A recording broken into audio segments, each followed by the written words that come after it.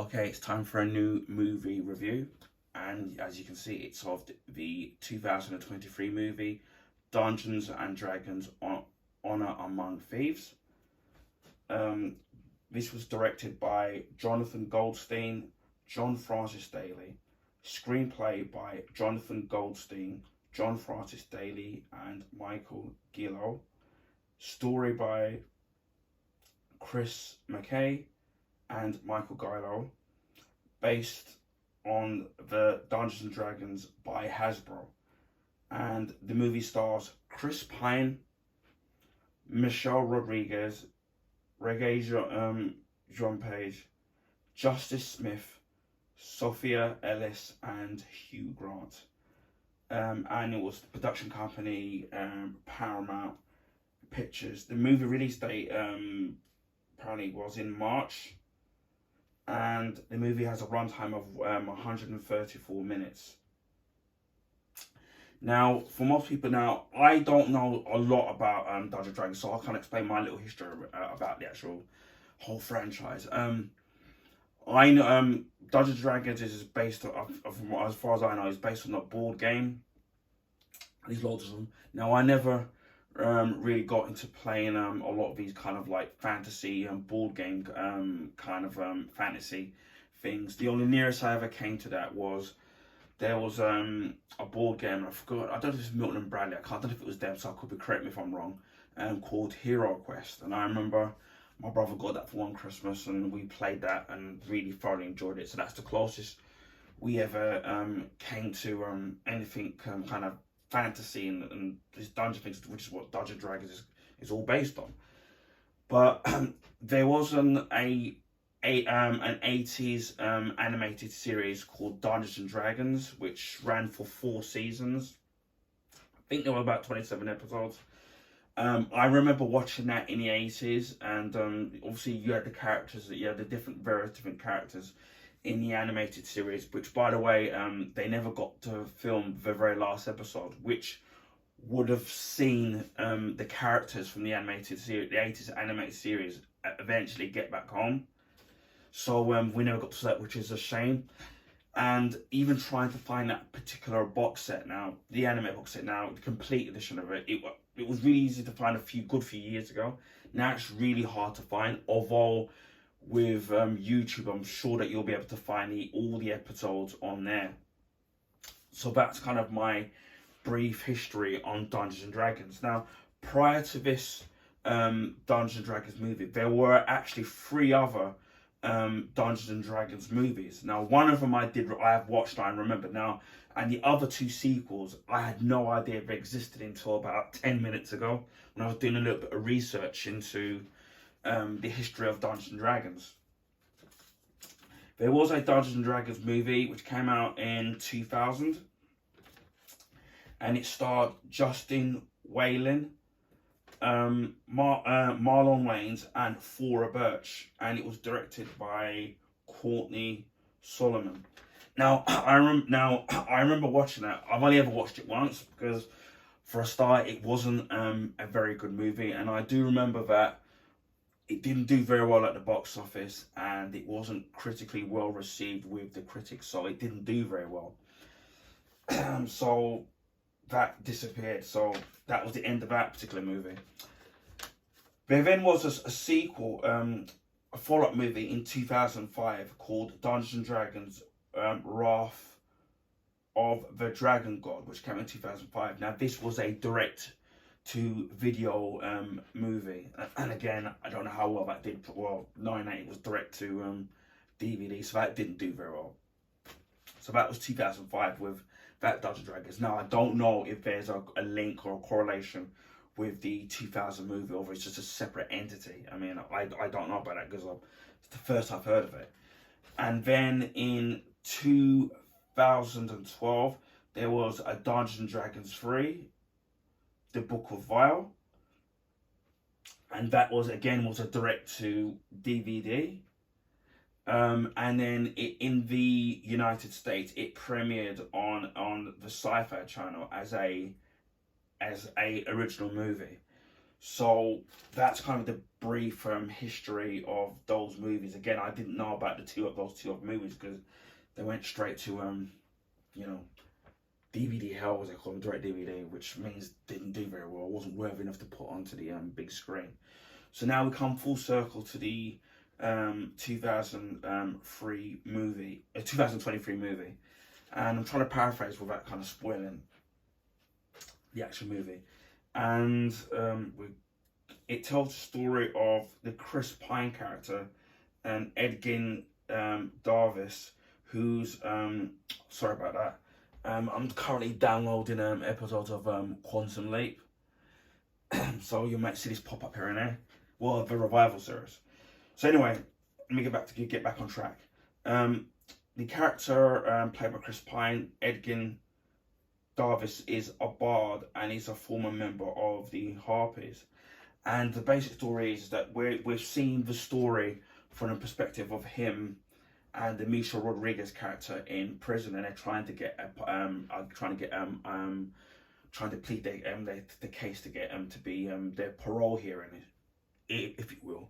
So we basically get an origin story of his character and her character and his family. And the basic premise is that obviously that he was a bard. That's basically people who sing and strum a guitar. Well, I don't think they call it guitar. And he also works as a member of the Harpies. Basically, they bring people to justice, but then gets very little reward for doing this. So anyway, one particular mission, he brings in a red wizard, and then you see him looking at something. Again, this with him noticing a particular item on the table during his mission. It comes full circle later on in the movie. You kind of find out what happens. Then, as one night he's heading back to his wife and his newborn baby, he sees the red wizards and the several of his other cohorts on a horseback with a flaming torch. And then, as he's got back at his home, he then finds his wife murdered. And then there's no sign of his baby. So then he finds obviously the baby's the wife is barely alive, tells him where the baby is, and then basically obviously he has to raise his daughter by himself. So he's having to team up with other members to basically steal. They basically steal from the people that don't need it, kind of like Robin Hood, to make ends meet so that he can provide for his family. And then he basically hears from somebody that that he's been given a mission where they're gonna steal this treasure. And then if he does this mission and it helps him out, there's this artifact that will allow him to bring his wife back from the dead. So obviously he does the mission. Everything is going smoothly, which obviously earlier in the movie you know it's not going to go smoothly. And then he gets double crossed by one of his colleagues, and then this is where we get and this is where it goes back full circle to his parole hearing with the actress Michelle Rodriguez. I think she plays a character called Kilgore, who's a barbarian, and apparently she's been banished from her tribe because she wanted to marry an outsider. So basically, her and Kilgore basically get trapped in his time thing. So then obviously they get caught. His other the members of his gang, I'm trying to fix this thing here. Basically escape, but then those two don't. So we was at their parole hearing. They then escape from the parole hearing, and then funnily enough, they would have been pardoned. They would have been set free anyway, but it's kind of funny. So he basically he tries to make his way back to his daughter, and but in a nutshell, his daughter's been brainwashed by his old colleague, who's basically is basically just in everything for himself, and wants to take Chris Pine's daughter for himself, and he just cares about people worshiping him and him being rich. but again, there's another side to that, and he's been helped by this Red Witch, and this is played by the Hugh Grant character, which I'm trying to find out his name. His character's called Forge Fitzroy, and he's a rogue con artist. So then, but now he's apparently gone straight.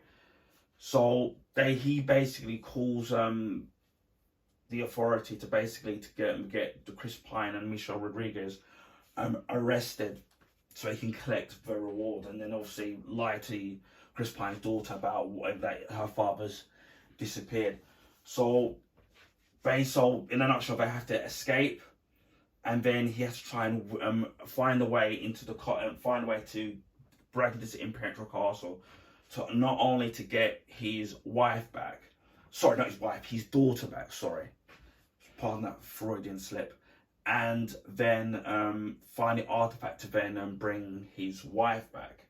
So then now he has to get together a band of people to join his team to pull off this heist. So this is where you get obviously the Justice Smith character called Simon, who's half elf, and he's a wild magic sorcerer. You've got the actress Sophia Lees, who plays Doric, and she's a thief druid. So, and you have trying to think here, Reggae Jean Page as a Paladinian who escaped through this war thing. So with their help, not only does he has to fight for a well guarded castle to rescue his daughter back, but also to get the artifact back. So, but yeah, my thoughts on this. I don't want to give away too much of the actual movie, because you can see. So it's available on most streaming services, because it was on Sky Cinema, and it's also available on Sky on Paramount Plus now. So the movie came out this year in the cinema. Now, as far as I know, the critics, it was really highly praised by the critics. The critics actually absolutely loved the movie, but unfortunately, when it comes to the box office, it didn't do very well. I think it was made over a budget of over $200 million, but I think only made $150 million, and so you can see where they spent the money, because it's a really expensive production. So, you know, the more expensive the production of a movie is, the more that it has to make back in the cinema, and unfortunately, it didn't do that well. But however, it hasn't been ruled out that there could be a sequel to this actual particular movie. But obviously, what they would have to do is make it on a much smaller scale, and obviously a smaller budget.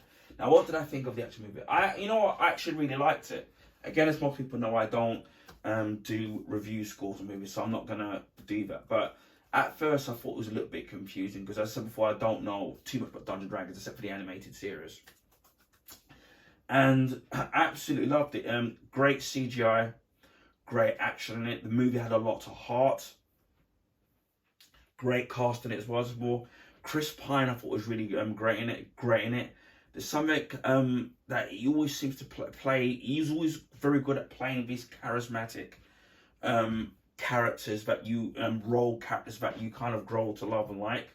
Like, for example, him playing his character in the Wonder Woman movies. He was really great in that, despite obviously people's dislike of the Wonder Woman 1984. But he's still a good actor, and obviously his other thing is more.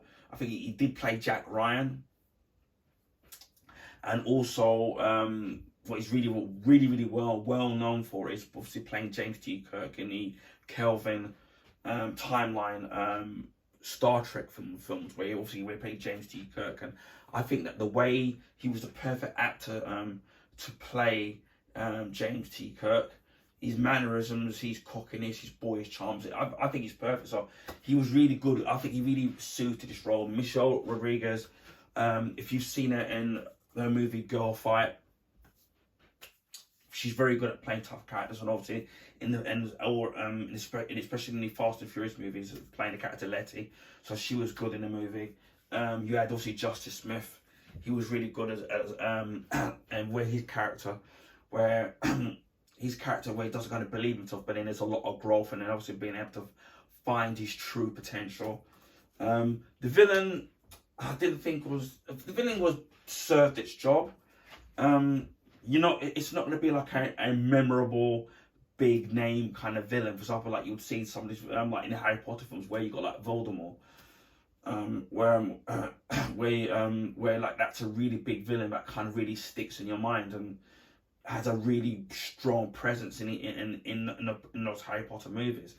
But the villain did serve it, its purpose, and I did love the way in terms of what they did that that although she was helping the Hugh Grant character, she had her own agenda in terms of what that character, the villain, wanted to do in that movie. And it was I was surprised at the rating of it because it seemed a lot darker. Hugh Grant, I thought he was absolutely great because the fact that he was playing a completely out character, because obviously you associate him being a bit upper class or playing an aristocrat type of a character, but the fact that he's having to play like a character that just only cares about himself, doesn't care about anybody else, and he's basically a con artist. I thought he was really great to see him do a completely different character that you would normally associate him in playing. So I thought he was kind of really great, and in some places stole the actual the actual movie. As I said, although it is a long film, the time seems to fly by. And what I do like about the movie is that certain events happen in the movie, as I said before, as to why his wife gets murdered, and you do get an explanation. And then if you actually go back into the beginning of the movie, once obviously later on in the movie, that you find that he explains exactly why it happened. It's not only is it tragic, but you actually see the seeds of why it happened. And again, I don't want to kind of spoil that, but that was really good. I do like one of my pet hates with movies is when they do a lot, like plot holes. They don't do a satisfying way of explaining as to what kind of happened, but it makes sense in this particular movie. So that was great, and there seems to be a sense of what family really means, and a sense of that it's not always about blood. It's about people that have been in your life, and then you've lived, you've been with virtually your entire life, and that's the true meaning of family. Again, there's something at the end of the movie which ties into that, and it will which will explain what I mean by about the ties and the bonds of family not being associated by blood. So I love that. So yeah, really, I enjoyed the movie. As I said before, I found it a little bit confusing at first, but then once the movie starts to get going, and you kind of find out, and everything starts to unravel, you start to understand kind of what's going on. And then again, when they're doing this heist of how they're having to get into the castle with all the guarded men, and obviously the people with magic, or the magic barriers and all that stuff that's going on, everything is explained and makes sense. So it's not, it's not like there's a kind of a MacGuffin that's just pulled out of a hat, all of to explain this is why this is happening. That everything's from A to B to C. It all makes complete sense. There is an Easter egg in the actual movie where there are fighting in this arena. And if you look very carefully, there's an actual cameo of the 4 characters, or a live action cameo of the characters from the 1983 Dungeons and Dragons animated series. But they've done them obviously in live action, and then they've got like actors to kind of look like them and dress like the characters from the animated series. And to be honest, I wasn't actually expecting that. So when it actually happened, I was like, wow, that was a nice touch. Because considering that the Dungeons and Dragons movie that they made in 2000, I would have expected them to have done that in that movie, which they didn't do. And I thought that was a really, really nice touch in what they did. So I don't know if many people would get that if you haven't watched the 1983 animated Dungeons and Dragons series or know of it, that you would spot it. Because even my brother, he watched this movie. He watched the movie and he didn't notice the cameo of those particular four characters. And it's only when I had to I rewound the film and actually showed him a screenshot of the actual thing, and he went, "Oh yeah, I know about." But as for Chris Pine was for me, he really carried the movie. And as for, he was perfect as the lead play, and Reed Robb playing the bard in the actual movie. And it does have a really satisfying, good ending and a funny ending, especially, which I won't spoil with Hugh Grant. There is actually a funny post-credit scene at the end of the first bit of the credits, which is associated with something that happens in the second act of the movie, which I won't spoil. But I thought that was funny. But yeah, I really enjoyed it. Would I say it's going to be my film of the year?